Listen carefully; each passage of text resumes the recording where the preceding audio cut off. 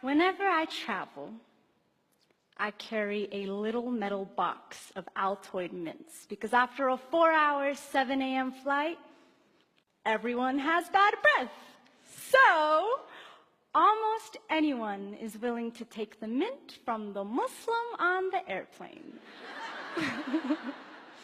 And I know I've been successful when my neighbor turns and asks, "So, what's your name?" You see, even if there was an elephant in the room, I'm still the elephant in the room. Yeah, when an elephant offers you mints on an airplane, I'm fully aware that it's not always easy to accept. So when the courageously curious do pop the "what's your name" question, I try to make it worth their while. My name is Amal. It means hope in Arabic. Most days, my name is waitress at my family's Damascus restaurant, full-time university student and then some, pre-law, world traveler, 11 countries. My name is I've performed poetry in 8 of those countries.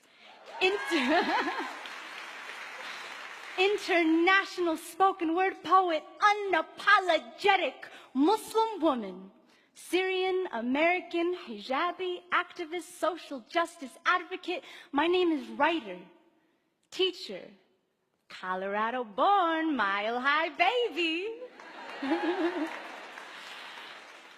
But at the airport, my name is random search. And on the street, it's terrorist, sand nigger, raghead, oppressed, and on the news, it's ISIS, jihadi, suspect, radical. My name is, could your Muslim neighbor be an extremist? My mama, who wears the hijab, the Islamic headdress, is often referred to as "go back to your country." But she's from Iowa. And her nickname is Lisa Pizza. And it does not take more than a couple questions to figure out that her country is the Council Bluffs cornfields. But how would someone know this without asking? They say the shortest distance between two people is a story. Well, I elaborate on that to say that the greatest distance you can travel in the shortest amount of time is by asking someone their name. The way we name ourselves is a reflection of who we are. Our declarations, family histories, the things we believe, the morals we abide by, our homes, cultures, transformations. Like a Muhammad turned Mo, or a Lisa Pizza turned Iman. And how we name others and how, if we allow others to name themselves, is a reflection of our own declarations, of our courage and our fear. The malleability of a person's story must be self-determined, coming from the lips of the storyteller, not the anchorman, not the megaphone, not even the scarf on her head or the melanin in his skin, because no one can speak the names of billions in one breath unless it's in prayer. And oftentimes when we generalize, it isn't because we're praying. And when we don't ask someone their name, we're not asking for their story. In the world of mass media and rampant misinformation, it is hard for anyone, including myself, to deconstruct all these terrifying stories that we hear. And sometimes, instead of isolating them, individualizing them, we tend to paint a group of people with a broad brush, until suddenly, everyone with a hijab on is a raghead that needs liberating. Or everyone with white skin is a racist cracker. Or everyone with black skin is a fatherless nigger. Or everybody who looks like my father is gonna blow up the airplane. Or if the killer had a light complexion, he's just a mentally fragile lone wolf. And we come to this point where we feel like we don't even need to ask people their names because we already gave it to them. In Europe right now, a monumental name change is taking place that has completely transformed a humanitarian responsibility. Countries are deporting refugees. But when you watch news coverage, these refugees are being referred to as migrants. Because let's face it, deporting migrants sounds way more reasonable than deporting individuals who have been forced to flee their country because of persecution, war, and violence. The United Nations definition of refugee.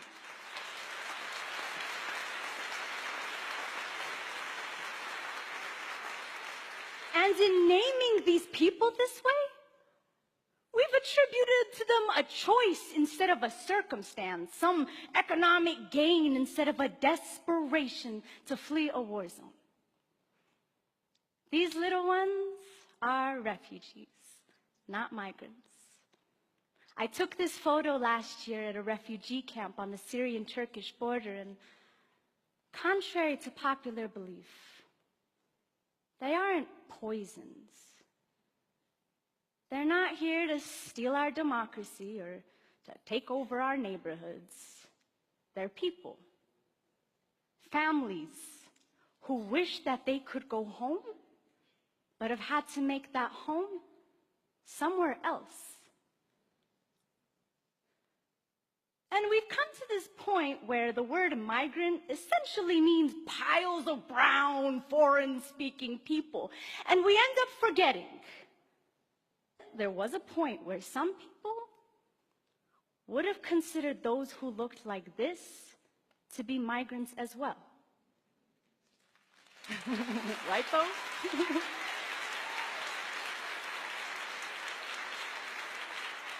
And it is in this forgetfulness that we assume, monopolize on people's stories, attribute their race, social class, religions, clothing to the names that we chose for them. Terrorism is a fine modern-day example, unfortunately. In the past few years, so much violence has just spread across our country. But when you watch the news, there's always a specification as to whether or not terrorism was involved, which I think we all know means the killer looked like this, which he's a babe, which must mean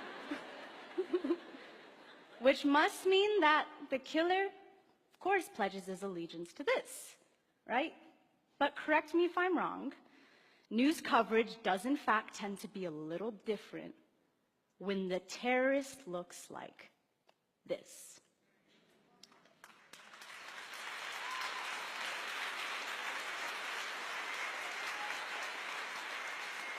And it ultimately has us forgetting that terrorism, by definition of terrorism, has always come in all shapes and colors.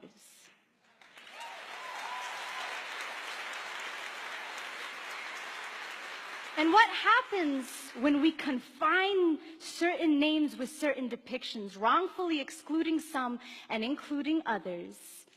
We end up caging masses of people under a name that says dangerous, even if they're nowhere near it. Like when we say thug instead of 17-year-old black child. When we say alien instead of immigrant. When we say lazy poor people instead of unequal wealth distribution. When we say bomb instead of clock.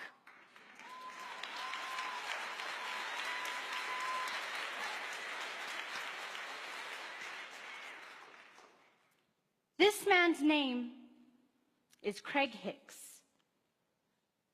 He's often referred to as a parking dispute, but his real name is a man who shot and killed 3 Americans in their homes in their heads, execution style, because they were Muslim.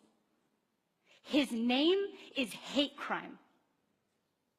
Their names are Dia, Yusr, and Razan, a 23-year-old, 21, and 19. Dia and Yusr were just named husband and wife, newlyweds. And the three were known by their loved ones as sons and daughters, brothers, sisters, students, activists, Instagrammers, taxpayers, Americans. But now, their names are too young to have been taken. Their names are rest in peace, Allah yarhamu. Hicks did not ask them their name. He assigned it to them when he assigned them each a bullet, named him a threat to his America, and as a result, took their lives. This is a photo on Dia and Yusr's wedding day. It's so beautiful. They were killed before they could even see this. Studies show that during breaking news coverage, the first story is the one that sticks, even if it isn't true. Like during the Paris attacks, when there was talk that refugees were dangerous because they found a passport, only to later confirm that there were no Syrians or refugees involved. But when we have such a huge habit of misnaming people, it's easy to overlook these kinds of mistakes. And this is exemplary of what happens in a culture of fear. In a society that doesn't ask one another their names, and you end up with the mouth of an anchorman or the mouth of a gun doing all the talking. On September 11th, 2001, I attended a private K-8 Islamic school. And within the first hours of the tragedy, my school received 2 bomb threats. The word terrorist was not on my spelling list, but all of us kids picked it up pretty soon after. And in naming us terrorists amidst this mass tragedy that affected us as Americans too, in the words of Dalia Mujahid, we were not just mourners, but we were suspects as well. But a few months ago, me and my very handsome white boy-looking brother named Usama and I were at the museum buying planetarium tickets, and an elderly white man walked up to me and said, "I'm sorry about everything you must be going through right now. I want you to know that not all Americans believe what these buffoons are saying. And I want you..." Yeah, he used the word buffoons. And he said, "I want you to know that we stand by you." Now, had I not been wearing a little piece of my identity on my head, he wouldn't have known to tell me this. And even though he didn't ask me what my name was, he instead told me his. I have learned from experience that when someone really wants to know, they will be willing to cross that threshold of fear and find out that my name means hope.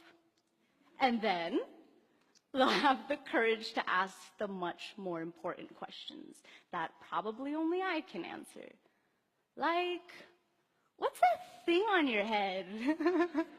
Were you forced to wear it? Are all Muslims really violent people? Does the Quran really say to kill all of us? Can you please tell me what's up with ISIS? And these questions, though seemingly uncomfortable, are how I know that I have been humanized, and are how the courageously curious know that really, I'm only as scary as the silence fear festers in. Upon meeting someone new, we ask their names. We do not assign it to them. And with that name, we are given ancestry, bloodlines and dialects, books and poems, perspectives, wars, struggles, and survival stories. What's your name is such a short distance to cross. But when you ask me, ooh, buddy, I'm gonna take you from Kuala Lumpur to Barcelona to Beirut. We're gonna go to Damascus, to Sydney, to Trinidad and Tobago. I will show you Mecca. My closet with 70+ international scarves, the graves of my 31 family members who've been killed in Syria, the coffee shop that I hang out at and do my homework. But we must have the courage to claim our curiosity, to go beyond anything we ever knew, anything we ever feared. But it takes two. The elephant who offers the mint, and the one who takes it.